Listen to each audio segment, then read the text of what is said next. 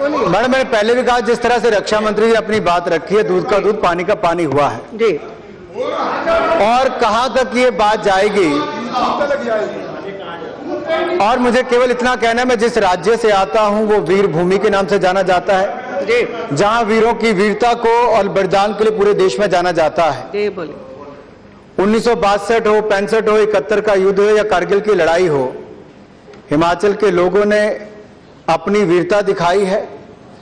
चाहे कारगिल की लड़ाई में 4 परमवीर चक्र मिले तो 2 हिमाचल के नौजवानों को मिले। जहां एक और वीरों की बलिदान की गाथा तो दूसरी ओर त्यागी और त्याग की देवी की घूस की गाथा की बात आती है। कौन त्याग की देवी? Please please.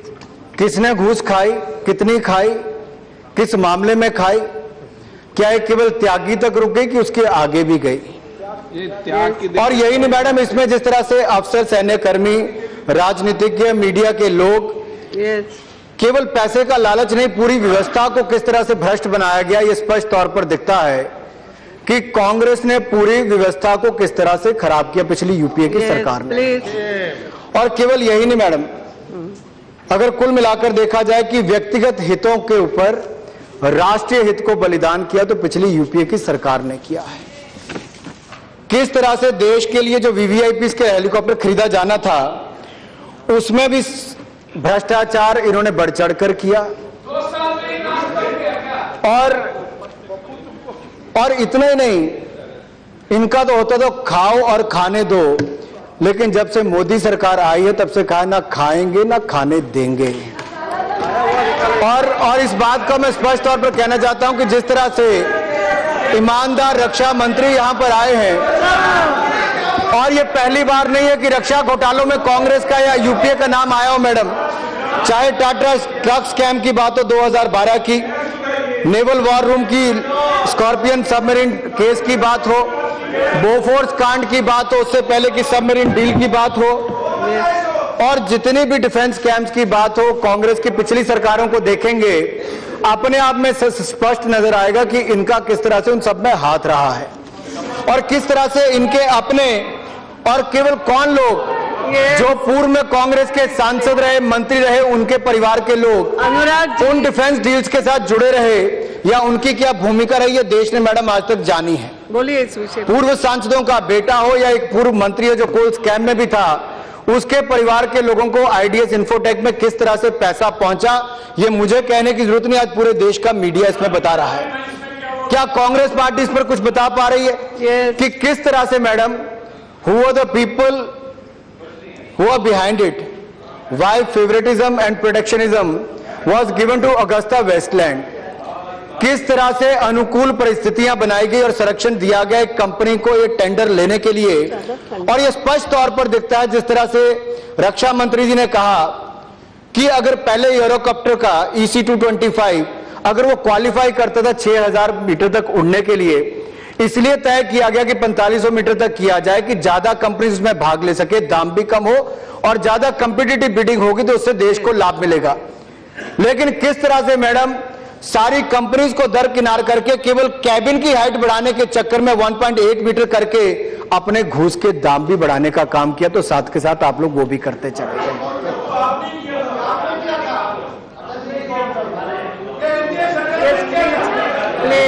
बोलिए अनुराग जी, आप प्लीज बोलते। मुझे लगता है जानकारी का अभी भी कहीं ना कहीं अभाव है।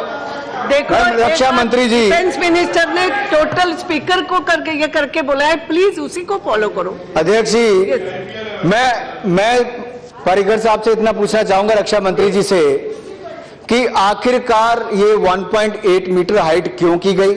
क्या दुनिया भर में क्या 1.8 मीटर चलता है कि 1.45 मीटर से भी काम चलता है? कौन इतने लंबे वीवीआईपी से आपके समय जिनके लिए 1.8 मीटर की हाइट करनी पड़ी कि इसके कारण घूस के दाम बढ़ाने पड़े? एक तो मेरा पहला ये प्रश्न है। और जिस तरह से मैडम स्पष्ट तौर पर कहा गया कि सर्विस क्वालिटेटिव रिक्वायरमेंट जो है उसको ब्रॉड बेस्ड रखा जाए ताकि ज्यादा से ज्यादा कंपनीज उसमें भाग ले सके, then why the SQR were made more restrictive which were narrowed down the choices to limited range of helicopters? ये कारण है किस तरह से फेवरेटिज्म की तरफ आगे बढ़े, किस तरह से इटली की कंपनी को, पता नहीं इटली के साथ कैसा ऐसा प्यार है कि वहां की कंपनी को, प्लीज वहां की कंपनी को लाभ देने के लिए एक बहुत बड़ा लाभ दिया गया। और क्यों डिलीट किया जाए मैडम? ऐसा क्या है इटली में जो डिलीट किया जाए?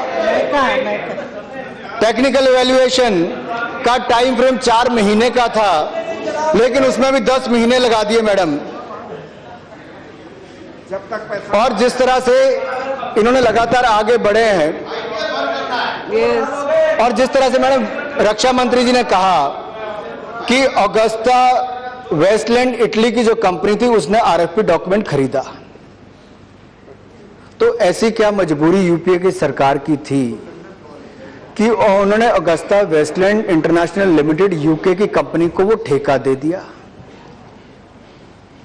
और क्या बार बार जो इटली के कोर्ट्स में ब्रिटिश हाई कमिश्नर की बात आती है, एम्बेसडर की बात आती है कि उनको बातचीत करने के लिए कहा गया, तो क्या इससे स्पष्ट तौर पर ये संकेत नहीं मिलते कि क्या क्या कौन कौन लोग उसमें जुड़े हुए थे, किस तरह से दबाव बनाने का प्रयास किया गया, किस तरह से प्राइम मिनिस्टर सिंह से बात करने के लिए दबाव उस समय के इटली के प्राइम मिनिस्टर मोंटी को कहा जाता है, आखिरकार कौन कौन लोग इसमें इन्वॉल्व थे? ये सारी बातें मुझे लगता है मैडम देश के सामने और विस्तार में रखनी चाहिए। और अगर ओरिजिनल इक्विपमेंट मैन्युफैक्चरर वो कंपनी नहीं थी, तो आप लोगों ने उनको ठेका क्यों दिया?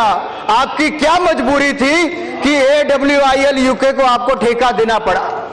सबको दरकिनार करके मैडम उस कंपनी को ठेका दिया गया जिसने ना आरएफपी डॉक्यूमेंट खरीदा, और जो दूसरे देश में जाकर कंपनी है, और ऊपर से जिसने जाकर बैंक गारंटी भी हिंदुस्तान में देने की बजाय मिलान में जाकर दी। तो ऐसी क्या मजबूरी कांग्रेस पार्टी की उस समय रही, उस समय की सरकार की रही कि सारी पैरा 75 के अंतर्गत जितनी छूट देनी थी वो सारी देकर उस कंपनी को ठेका दिया गया? तो क्या इसमें स्पष्ट तौर पर भ्रष्टाचार की बू नहीं आती? और यही नहीं मैडम, इसी कंपनी के ऊपर बहुत सारे टीवी चैनल्स ने भी दिखाया कि सीक्रेट डॉक्यूमेंट्स, ऑगस्टा वेस्टलैंड ने हिंदुस्तान के सीक्रेट डॉक्यूमेंट्स विदेश तक कैसे पहुंचाए? कौन लोग इस पिछली सरकार में थे जो देश के साथ सुरक्षा दस्तावेज को देकर देश के साथ गद्दारी कर रहे थे? घूसखोरी एक तरफ है, लेकिन देश के साथ गद्दारी दूसरी और है। आप वहां पर भी पीछे नहीं पीछे। यही नहीं मैडम, जो फील्ड वैल्यूएशन टेस्ट है, अगर वो देश के अंदर होना था, और उसमें भी कहा गया कि एनसीएनसी जो no cost no commitment basis पर सारा खर्चा उन कंपनीज को करना था, तो इनकी सरकार को तकलीफ क्या थी? तो जो 6 से 12 महीने के समय के लिए होना था, उसको केवल 2 महीने तक फील्ड वैल्यूएशन टेस्ट क्यों करवाया गया? 6 से 12 महीने के वैल्यूएशन टेस्ट को 2 महीने तक क्यों किया गया? और विदेश में क्यों करवाया गया? आखिरकार यहां की परिस्थितियों में हेलीकॉप्टर का इस्तेमाल होना था, वो विदेश की परिस्थितियों में ठंडे मौसम में कैसे पता चलता? अगर यहां पर गर्म मौसम में उड़ना था, किस ऊंचाई पर उड़ना था? क्या 2 महीने में जो अधिकारी यहां पर गए वो सही मायने में जाकर उसका टेस्ट भी कर पाए कि घूमने फिरने के टूर के लिए गए थे? क्योंकि जब ये हेलीकॉप्टर यहां पर 3 हेलीकॉप्टर इस्तेमाल के लिए आए, तो यहां पर रिपोर्ट में कहा गया कि ये उपयुक्त नहीं है उस ऊंचाई पर उड़ने के लिए। तो ये भी एक स्पष्ट तौर पर प्रश्न चिन्ह खड़ा करता है कि किस तरह से सरकार ने पैरा 75 का भी दुरुपयोग किया, क्यों बार बार किया गया? मैडम इसका भी जवाब मंत्री जी से पूछना चाहता हूं। और क्या सिंगल वेंडर के लिए जब मंत्री जी ने कहा कि S-92 सरकोसी के जो हेलीकॉप्टर है, यस वो भी 4 पैरामीटर्स में फेल किया, और ये जो AW101 है ये 2 पैरामीटर्स में फेल हुआ, तो केवल एक कंपनी को आपने रियायत पैरा 75 के अंतर्गत क्यों दी?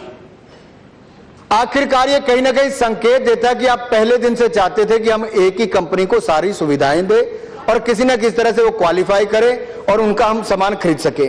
और जो मैडम नेगोशिएशन के लिए जो मंत्री जी ने कहा कि जनवरी 2006 में 793 करोड़ रुपया कोट किया गया, और सितंबर 2008 तक आते आते उसको 4,877 करोड़ रुपया उसकी कीमत तक दिखा दी गई, जो कि 6 गुना ज्यादा है। उस पे इन्होंने कॉन्ट्रैक्ट नेगोशिएशन कमेटी बिठाई। क्या ये कॉन्ट्रैक्ट नेगोशिएशन कमेटी थी या कमीशन नेगोशिएटिंग कमेटी थी? क्या नेगोशिएट कर रहे थे आप? कमीशन? ये आपको इसका उत्तर देना होगा। क्या उस समय तक करते रहे? क्यों इतना ज्यादा रखा गया कि उसको चलते बाद में अगर 3,966 करोड़ रुपए में अगस्ता वेस्टलैंड ने अपना कोट किया तो आप लोग इसको ज्यादा क्यों रखा? जहां तक मैडम जो लोग इसमें इन्वॉल्व थे, आखिरकार उन लोगों को क्या कांग्रेस पार्टी ने उस समय किया? चाहे उस समय के एसपीजी चीफ थे, एनएसए थे या उस समय के डिफेंस सेक्रेटरी थे, आज वो ऐसी कॉन्स्टिट्यूशनल पदों पर बैठे हैं कि उनको इम्यूनिटी तक इन लोगों ने प्रदान कर दी कि ताकि उनसे कोई पूछताछ ना हो पाए। जब ये जांच चल रही थी तब आपके ही उस समय के लॉ मिनिस्टर ने कहा कि उनको इम्यूनिटी है, उनसे जांच ना की जाए। जब ये स्पष्ट दुनिया भर में हो गया कि घूस दी गई और घूस ली भी गई, तो घूस देने वाले तो जेल में हैं, लेने वाले खुले तौर पर क्यों घूम रहे मैडम? ये आप लोगों को भी देना होगा, क्योंकि 2 साल आपके, अगर 2011 में बाहर आ गया, आपने वो डील कैंसिल क्यों नहीं की? आपने वो डील कैंसिल क्यों नहीं की? ये प्रश्न इस पर खड़ा होता है अध्यक्ष जी, ये प्रश्न इस पर खड़ा होता है कि इन्होंने लंबा समय 2 साल का क्यों दिया? उन 2 सालों में क्या ये तय कर रहे थे कि डिप्लोमेटिक चैनल के माध्यम से 3-3 बार इन्होंने संपर्क करने का प्रयास किया?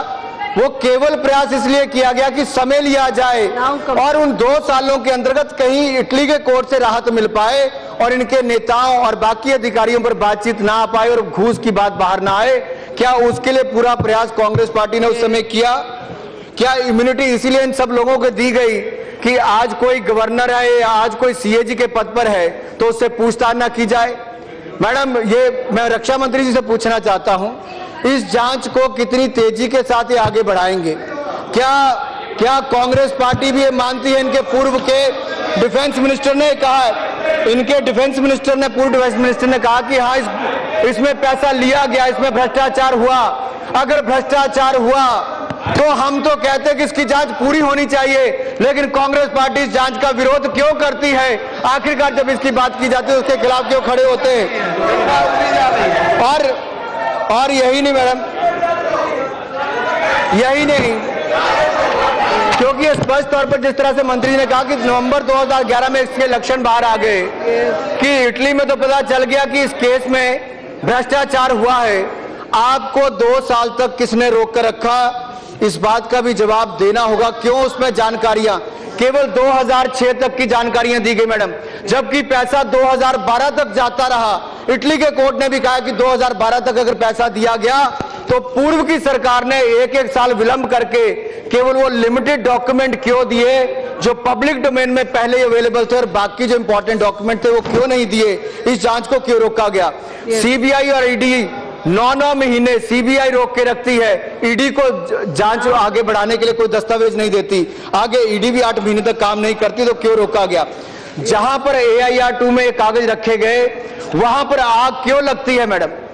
बाकी कहीं आग नहीं लगती, लेकिन जहां पर ये दस्तावेज रखे गए वहां पर आग लग जाती है। तो पूरे सबूत मिटाने का प्रयास किया जाता है। 2 साल तक कोई काम नहीं करते, लेकिन 12 मई को एक दिन के अंदर, कृपया मंत्री जी बताएं, क्या एक ही दिन के अंदर 5 दफ्तरों के अंदर ये फाइल कैसे पहुंच जाती, जबकि 2 साल में कोई कदम नहीं उठाया जाता? ऐसी क्या मजबूरी बन गई? क्योंकि रिजल्ट आने वाले थे, देश में पता चल गया था कि अब तो मोदी जी की सरकार आने वाली है कहीं ना कहीं। आज तो आपने औपचारिक तौर पर जेल में अपनी गिरफ्तारी दी है, लेकिन जैसे जैसे जांच आगे बढ़ेगी भ्रष्ट लोगों को जेल में जाना ही पड़ेगा मैडम। इस बात का यही नहीं मैडम, 1 मिनट, यही नहीं, एक अभी मैडम मुझे सिर्फ 2 बात करके मैं अपनी बात खत्म करने वाला। जल्दी। अभी हाल ही में कांग्रेस का एक वरिष्ठ नेता, जहां पर एक मिडलमैन क्रिश्चियन मिशेल दुबई में रहते, उनसे मिलने गए। क्या केंद्र सरकार की जानकारी में ये है? क्या वो वहां पर जाकर मिले? क्या उनसे क्या बातचीत हुई? क्या ये जानकारी है? तो क्या ये लंबा समय के अंतर्गत इसी तरह की बातचीत तो नहीं होती कि उनको, और ये जजमेंट में मैडम जो बार बार एक नाम आता है, बार बार एक नाम आता है, 4 बार उनका नाम आया, 4 बार उनका नाम आया, क्या उनका इस नहीं, प्लीज। मुझे लगता है आपको अपने लोगों से नाम पूछ लेना चाहिए। प्लीज, ये जानबूझकर मैडम, उसमें जो दस्तावेज जो आज पूरे टीवी चैनल्स पर देखने को मिलता है अरबी का पत्ता कि किन किन लोगों को पैसा दिया गया, कौन कौन अधिकारी थे, कौन पॉलिटिकल लोग थे, कौन फैमिली थी, तो किसकी फैमिली का नाम बार बार आता है मैं इस पर चर्चा नहीं करूंगा। कौन फैमिली थी ये जानकारी देश को चाहिए। यस प्लीज प्लीज क्या? अनुराग जी प्लीज। और इस पर भी मैडम अगला कहा गया कि 30-30 मिलियन के पैसा 30-30 मिलियन का पैसा किसको दिया गया, 30 मिलियन का पैसा किसको दिया गया, कृपया करके आप इस पर भी जानकारी दीजिए। और ये जो बार बार एक नाम 4 बार उस पे कोर्ट में आया है, एपी भी आया, एक और बड़ा नाम भी आया, वो बड़ा है छोटा है, प्लीज यस मुझे नाम लेने में डरने की प्लीज नाउ कंटिन्यू। मैं आशा करता हूं कि जितनी इच्छा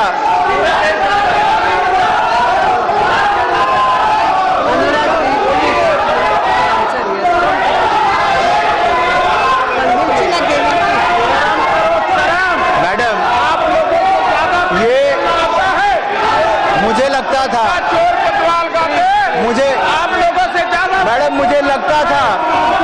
मैडम मुझे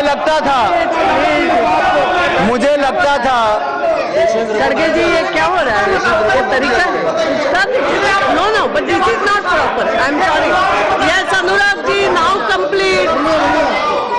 मैडम मैडम यस हाँ, खड़गे जी कुछ कहना चाहते हैं। यस अब आप जब पर्सनली अटैक करते हैं पार्टी कोई को अटैक personally नहीं, आप attack नहीं फैक्ट्स कर के रहा है। ऊपर जाइए, नहीं। केस के ऊपर जाइए I'm sorry, और केस में उन्होंने क्या है किसी का भी वो नाम नहीं बोलिए, लिया है। उसके बजाय इंडिविजुअल अटैक कर रहे हैं। आप क्यों इंडिविजुअल, उन्होंने अब उन्होंने कहा है nobody has taken any, अरे, please sit down। नाम लिए, पार्टी का नाम लेते जा रहे नाम हैं। नहीं क्या उनकी किसी ये वहाँ पर party Yes Anurag you are completed, you are completed। Madam वो कुछ बोल रहे थे इसलिए। Yes now it's okay, बैठिए। I am sorry, मैडम अध्यक्ष जी they have not taken, nobody has taken अध्यक्ष anybody's name। अध्यक्ष जी जिस व्यक्ति का नाम 4 बार उस रिपोर्ट में आया है, नहीं बोले। अगर उससे इतनी पीड़ा कांग्रेस पार्टी को है और विशेष तौर पर हमारे वरिष्ठ नेता खड़गे जी को है, तो मैं नहीं चाहता, मैं खड़गे जी का बड़ा सम्मान करता हूं, ये समझ गए किसकी बात हो रही है। Now complete। मैं बड़ा सम्मान इनका भी करता हूं, और बगैर किसी का नाम लिए अगर इतनी पीड़ा है तो अगर नाम आ जाए तो ना जाने कितनी पीड़ा हो जाएगी। इसलिए हम नहीं चाहते, हम ये चाहते हैं अगर हमारे रक्षा मंत्री जी ने किसी के ऊपर तथ्यों के अलावा कोई आरोप नहीं लगाया तो इसकी बधाई मैं रक्षा मंत्री जी को देता हूं, और ना ही हमने कोई आरोप प्रत्यारोप करने की बात कही।